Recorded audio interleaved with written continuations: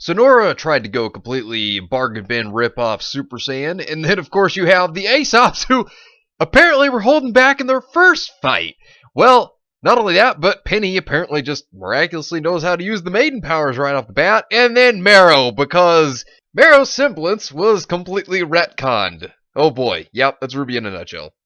Hey, what is going on, everybody? How are you all doing today? I hope you all are having a wonderful and fantastic day today, and if not, hopefully you all will have a better tomorrow.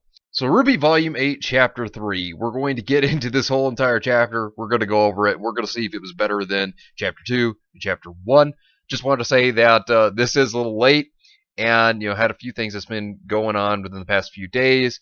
But we'll be getting everything out at an earlier time this week. Schedule's going to be changed up a little bit better. So Volume 8, Chapter 4's chapter will be up earlier in the week. So look forward to it, as well as the Q&A on Tuesday.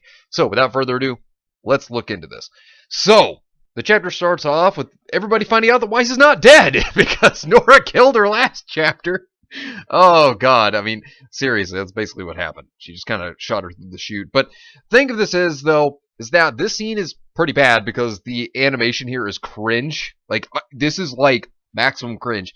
Like, whenever you just see, like, Nora just, like, shaking back and forth, like, just weird, like, they just kind of, like, cut out the animation, which this isn't the only scene where I didn't like the animation for, but we'll get to that in a moment. Let's talk about inconsistency, so we'll start with that. So, Blake, how did she get up through the chute? Everybody else was already up there. How did she get up there? I don't understand. Did she have a bot just press the button? Because I'm serious, how did she get up there? It doesn't make any sense. I don't understand this, and I don't think the writers thought that through, but then again, when are they realistically thinking anything through? Because clearly, they're not good at their jobs. But, that's the thing. Blake making it up through the chute doesn't make any sense by herself. And, of course, this is like one of the worst possible ideas, because now they're up in Atlas Academy. Here's the thing. They get up here, and I just want to bring this up. Atlas Academy is also a military base. So why are there no cameras? Like, are you kidding me? This place doesn't have cameras. You would suspect that they would have cameras just to make sure that nobody, I don't know, infiltrates, like what RWBY and her group has done. But yeah, apparently, the writers don't know how, military bases work and how they would have this type of security, to make sure that nobody infiltrated their bases. That's why they would have cameras to record it and check these things. Of course, they got onto the elevator, and then, you have Nora just being Nora, like, this reminds me back of, like, Volume 1 Nora, and she presses all the buttons on the elevator, which is a reference to Volume 2, of course, when RWBY goes to see Ozpin, and it takes forever to get up there, and says that somebody pressed all the buttons on the elevator, so it's a reference back to that. Like I said, still very awkward humor that just feels really out of place. Then, of course, Penny proves that she's R2-D2, because now she can have cyber sex with all of the machines by, opening all the doors that way. Now, here's something that really irked me when I was watching this. Like, this was dumb. Okay, so Team RWBY and her whole group, all of them are supposed to be seen as terrorists, right?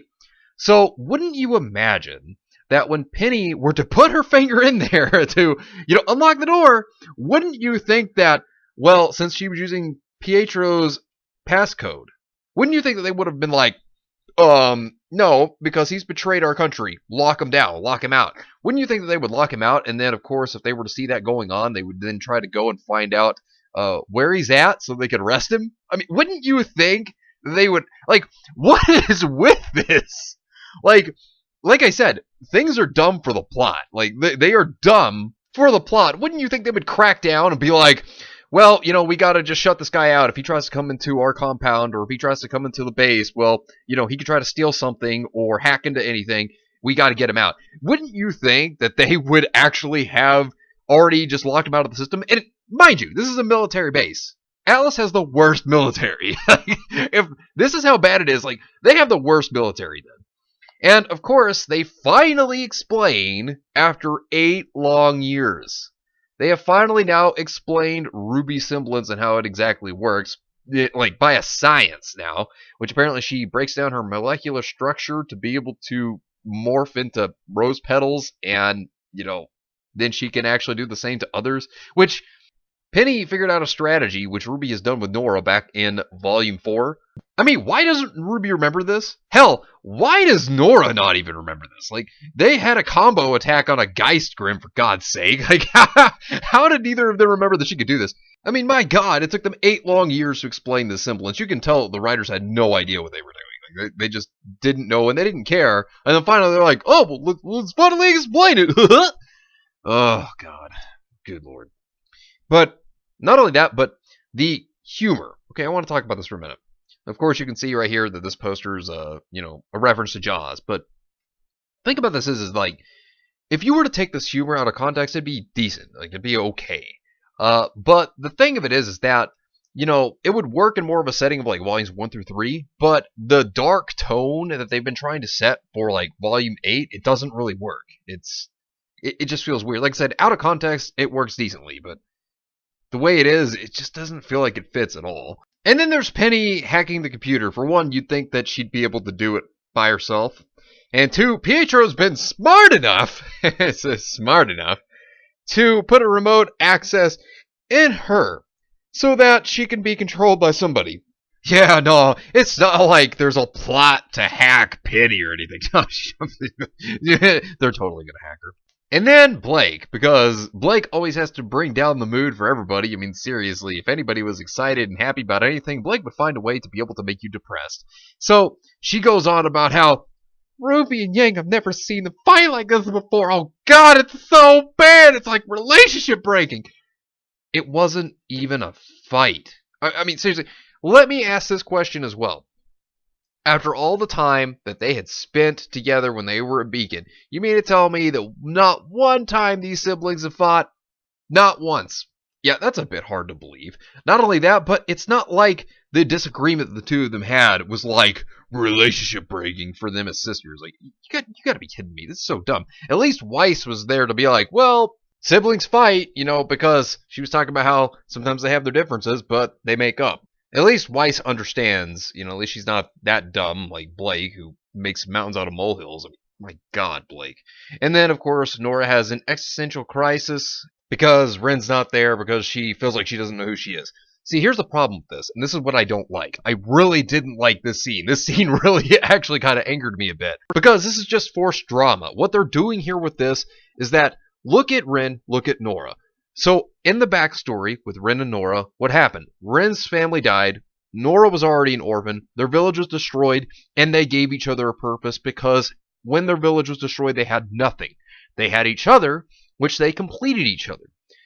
And the thing is that this doesn't do anything for Nora realistically, because what this does is they're trying to basically say like, oh, well, Nora, she's strong, she doesn't need no man. Like, are you kidding me?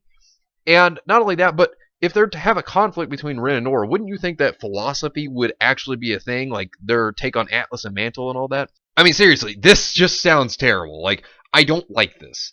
And it just is forced drama. I mean, there's nothing more to say about it. They're just forcing drama like they started last volume with this, and they're continuing to try to push it more, and I do not like it.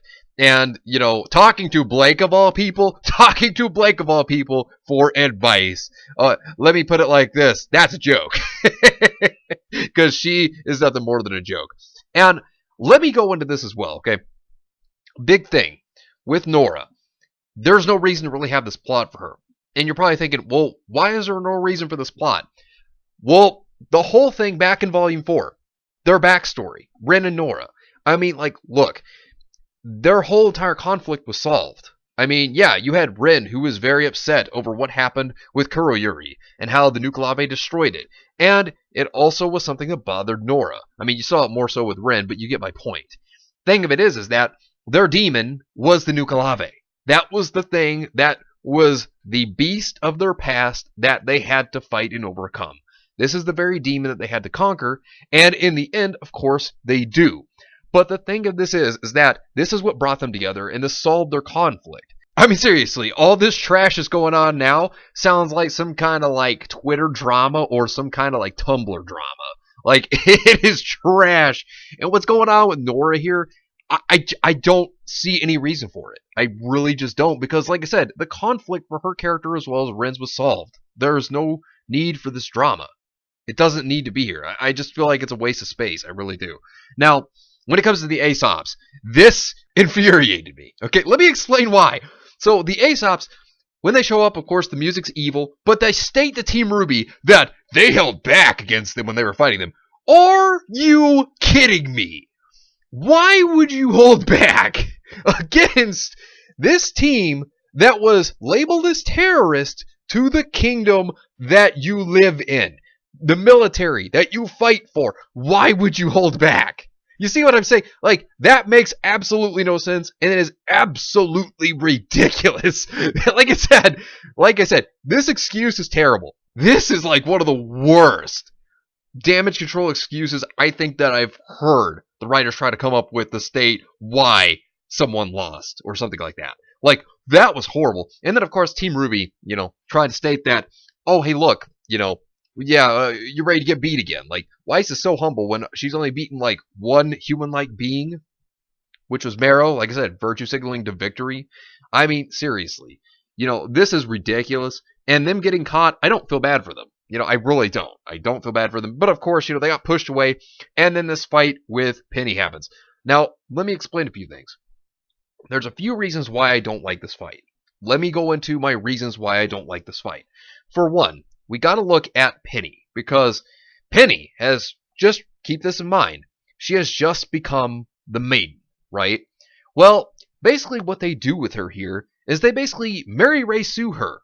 Like, she basically Mary Sues it and is immediately good with her maiden powers. Like, Cinder was a character that, while yes, she's been power crazy, she had the powers, like at least half of them, for enough time to be able to learn how to use some of the powers. And then, of course, she gets the whole thing, and she knows how to use some of them then. And then, of course, later on, we see that she's able to use more. Now, with Penny, she just miraculously knows how to use these maiden powers with expertise. Although it still feels kind of underwhelming with Penny. But still, thing is that I find that a bit hard to believe that she would immediately know how to use these powers whenever this hasn't even been a day that has gone by from the end of Volume 7. This is why I don't believe this, because this is just not enough time for her to be able to practice the powers and learn them. And while they may be underwhelming, I just still do not believe that she would automatically know all these powers right off the bat. Now, while the animation is kind of alright, it's not the best, but it's not the worst thing I've ever seen, my problem with this entire fight is Marrow. Now, let me explain Marrow, because Marrow, as we all know, what is this man's semblance? Oh, that's right, it's Stay, which is basically the RWBY equivalent to ZE WARUDO! He can stop time on characters. I mean, yeah, of course, ZE WARUDO is definitely stronger, but when it comes to RWBY, and it comes to this semblance, he stopped an entire crowd of people, okay? He stopped Grimm, he stopped an entire crowd of people at one time, and he stopped the Armagigas back in Volume 7. And here's the thing, he's apparently been nerfed, which the whole time he could have actually just done the semblance in the beginning, stopped Team RWBY, but then again, of course, that would have not allowed this fight to happen. But this is what Eddie Rivas had to say. Yes, aura consumption and the aura power of opponents is absolutely a factor, as well as his own focus and the focus attention of his opponents.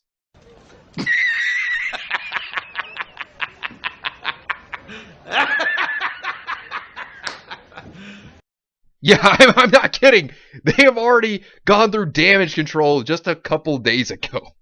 I'm not kidding. This semblance was a terrible idea if they're going to already be like, well, it's so overpowered. I mean, like, you're already having to nerf it. I mean, this is ridiculous.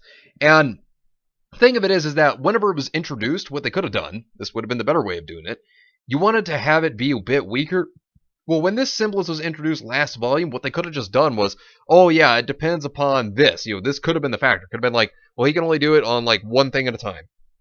Or he can only do it as long as the focus is not on him. Or whatever. I mean, look, this is a nerf. This is a retcon. We're seeing another retcon again, which RWBY just can't stay away from. They can't stay away from retcons. If there's one thing the series is good at, it's being the master of retcons. That's what they are. Now, of course, at the end of the fight, then Marrow's able to stop Penny, and then that's when she gets slammed to the ground. And here's a funny thing. While she's slammed to the ground, Apparently, the Slowpoke Awards was going on because they wanted to see how long it could possibly take for them to get a pair of handcuffs on Penny before Team RWBY escaped from that door. And then, of course, what happens? They don't get them on in time, and then the door explodes. I'm not even kidding. This is how bad it is. Like, this is the thing. You would have thought that, hey, look, your objective's in sight. Now go ahead and capture it. Yeah, well, let's just take forever. Let's just play around and see what happens. Yeah, well, that's what happens. And then they continue to fight, and they take the sword. But before that happens, we have to talk about Nora yet again. So, Nora. Apparently, she's not an endless battery. Now, what I do have a problem with this whole entire scene, though, is that, one, this looks terrible. This is like a bad Super Saiyan. It's like somebody tried to go to Walmart and make like a makeshift Super Saiyan, and they had Nora, and they were like, hey, you want to be our makeshift Super Saiyan? She's all like, sure. And then she looks like, oh my God, it looks so bad. This design looks bad. Now, where I'll give them credit is where they have been trying to make it to where you're aware of when aura breaks. Now, I'll give them that. That does look better because it at least tells you when their aura is broken. So there's that. It's something that Ruby's kind of had a bit of a problem with sometimes, but at least there was that. Now, when it comes to Nora and her abilities, as we know, she can absorb electricity and she can also create her own electricity. Now, thing of it is that with this electrical door, here's where I have a problem, okay? So, as I stated, we've seen Nora be able to create electricity. Of course, she zapped herself with lightning back in Volume 3. Now, you could say, well, that lightning could have been weaker than the door, maybe. I mean, I guess. I don't know. But the thing is that Hazel, I kind of feel like while she is fighting Hazel, now remember, he has dust embedded in his arms, and he is electrocuting and also smashing her into the ground. I feel like with her getting zapped, of course, she's able to convert that into power, which, yes, this scene from Volume 5 is real. Yeah, I'm not, this is real. This is a real scene. This is not edited like in a photo editor or anything. This is real. This is a real scene. But she actually took that power and hit Hazel all the way through a building. What's kind of funny is that you would have at least thought that Nora could have at least taken that electricity. I don't feel like it was too overpowered, but like I said, I could be wrong for all I know. Now, the thing is that the character's definitely been nerfed because I would think that it wouldn't have taken her that much to just bust through the wall, considering that she's able to lift 5 times her own weight. But, nerfs, right? So, then, I love how Penny's the only person who also goes to Nora whenever she falls unconscious. I just want to bring that up as well. Like, she's the only person. And then, as I stated, the Aesops, they did take a blade from Penny, which, obviously, she's going to be hacked. And then, you have Watts. Of all people, Watts is the one being used for this, which is strange. You would think that they would have, like, another person that could hack into this. There was other scientists that worked on the Penny project. I mean, I'm just saying. But, yeah, apparently use Watts instead, because I guess Ironwood's the bad guy now, because that's how they're trying to perceive him. But, it's going to be resulting in Penny getting hacked. And then, of course, there's this scene where they're getting ready to leave, which I thought was funny, where you have, like, Weiss and Blake that are smiling right before, and Ruby was smiling, too, right before Penny leaves. And yet, here's the funny thing. Nora's unconscious on the floor. Like, she's unconscious on the floor, and they're just like, yeah, let's smile. It's a happy time. Like, are they sadistic? Like, are they this sadistic that they just don't care about their friend that's unconscious on the floor? Like, oh God. Like, this chapter, like, man. This chapter had so many problems. And the other thing that I want to bring up, Penny should have already been gone like a long time ago. If they wanted to make sure that Salem wouldn't get the relic, she should have just been gone. Like Tavakio. I feel like if they wanted to protect the relic, they could have done that. Now, of course, yes, they needed something to hack the terminal. We already know this. But, I mean, overall, like, I'm just saying, just so that Salem wouldn't be able to get the relic, this would be the way to do it. Just have Penny leave. And, I don't know. This chapter in itself, I mean, there's just so many problems with it. So let's kind of go over it. Let's talk about these issues here because there's a lot of them. So when it comes down to it, my thoughts on this whole chapter, I did not like this chapter. In fact, I thought it was worse than the previous two because the previous two, yeah, they were boring, but at least within the second one, the Hound beat up Oscar, which God, was that therapeutic. But, I mean, like, when it comes down to it, Marrow, having to now nerf his semblance, retcon him, I absolutely hate that. You know, that's the thing. They did this because they knew that his semblance was so overpowered that, oh, hey, look, you know, if we have him be able to just do this, the fight's over, the heroes lose, the end. You know, which I think is just dumb. Because why create such an overpowered semblance if you're going to have it there to just retcon it later? Like, had they explained these effects earlier, okay, that would have been fair, and then this wouldn't have been a problem. But yeah, I think you can see where the problem is. Not only this, but like with Nora, you know, I feel like they're just trying to write in drama between Nora and Rin, and I don't like that at all. It's like they're trying to separate the characters, and you know, they're trying to just cause all these issues. I don't like it, and I don't like how they're like trying to make Ren out to be like this bad guy when he's not. And of course, I've seen chapter 4, so I will try to get that out earlier, you know, in the week, this week. But you know, thing of it is that they're trying to like paint him as the bad guy, and I don't like that either. When Ren's not a bad guy, he's not. But the other thing is that when it comes to Nora, I just don't feel like this is necessary. And also, the humor, like I said, the humor could have been used like in earlier volumes. If it was within that setting, yeah, it would have made a lot more sense, and the humor would have worked. But I just don't feel it worked. I mean, I felt like it was stupid. I didn't like it for the context they were trying to have it in. Like I said, out of context, it works. But in the context and the setting that they're trying to have it go through, no, it doesn't work. Also, I also didn't like how they were in the Atlas Academy, which is also the military base. How in the world are there no cameras? Like, I'm serious. How were there no cameras in the Atlas Academy, which is the military base? How? How do you not have cameras? They would have that to make sure nobody infiltrated it. I mean, it's so dumb. I mean, clearly the writers don't know how a military base works. They clearly don't know what security is. Oh my lord. And then the Aesops. Like the Aesops holding back against Team RWBY. Team RWBY were declared as terrorists. Why? Why would they hold back? Like, that is just a horrible excuse. That is just awful. I mean, like, it's so laughably bad. It's just bad. It's horrible. I mean, these retcons, these problems, like, God. I do not like this chapter. It was not a good chapter. You know, whenever they could have taken the time to expand upon lore, they just did it with this weird Ren Nora drama that's so forced. You know, obviously the excuse of the Aesop's dumb for the sake of the plot, and Marrow being retconned in terms of his semblance. I mean, it's just a big issue. But anyways, I'll be back again on Tuesday. Let me know what you think about this entire situation down below. Subscribe to the channel if you are new here. And make sure you are still subscribed because YouTube is unsubscribing people from all their favorite channels. So make sure you are still subscribed to all your favorite channels. Hit the video with a like and also be sure to share the video on social media. Spread the word and get it out there. It's greatly appreciated, and it really helps out the channel a lot. Also, be sure to follow me on Discord. We have a wonderful community there. Not only that, but it will keep you up to date on when the newest videos will be released, as well as any other upcoming events in the near future. So be sure to follow me on Discord. The link is in the description down below. But anyways, I hope you all have yourselves a wonderful and fantastic day today. And remember, if today was not a good day, tomorrow could always be better. Take care of yourselves and everyone around you. And have yourselves a good one out there, everybody.